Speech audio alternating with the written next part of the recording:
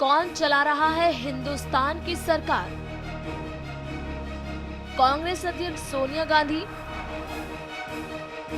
कांग्रेस उपाध्यक्ष राहुल गांधी या फिर प्रधानमंत्री मनमोहन सिंह? एक बार फिर राजनीति की आबोहवा में ये सवाल तैरने लगा है कि भारत सरकार को आखिर चला कौन रहा है। ये सवाल उठने लगे हैं सरकार के उस फैसले के बाद जिसे लेने से पहले सरकार ने एक बार भी नहीं सोचा था। जी हां, यहाँ बात हो रही है दागी सांसदों पर लाए गए अध्यादेश की। सुप्रीम कोर्ट के फैसले के बाद केंद्र सरकार जल्दबाजी में दागी सांसदों पर अध्यादेश तो ले आई, लेकिन राहुल गांधी के एक बयान ने सरकार की बखियां उधेड़ दी और आखिर में सरकार को मजबूरी में ही सही लेकिन फैसला वापस लेना पड़ा।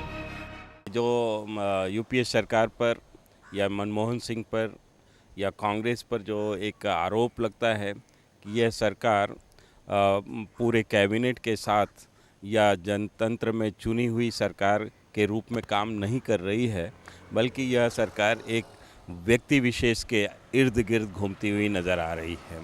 बुधवार शाम महज 20 मिनट चली कैबिनेट की बैठक में दागी सांसदों पर लाए गए अध्यादेश को वापस ले लिया गया।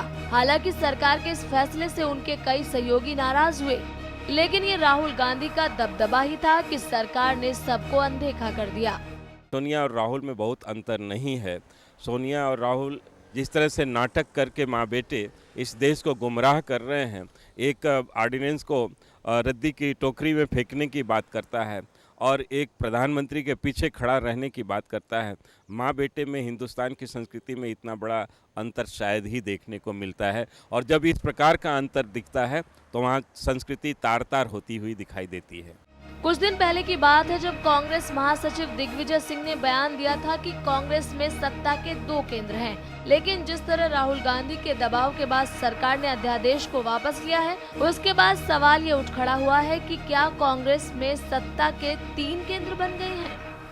अध्यादेश को जिस तरह से अपनी अराजकता, राजनीतिक अराजकता और अहंकार का अस्त्र बनाने का काम कांग्रेस पार्टी ने किया, और उसके बाद मजबूरी में जब अध्यादेश वापस हो रहा है तो ये दिखाने की कोशिश हो रही है कि एक पिटी हुई पटकथा के आधार पर ये दिखाने की कोशिश हो रही है कि फटा अध्यादेश निकला राहुल।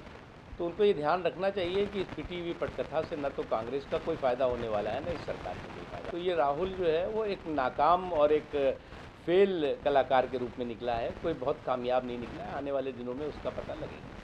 जिस तरह सरकार ने राहुल गांधी के बयान के बाद अध्यादेश को वापस लिया है, उसके बाद इतना तो तय हो गया है कि कांग्रेस में राहुल का दबदबा क्या है।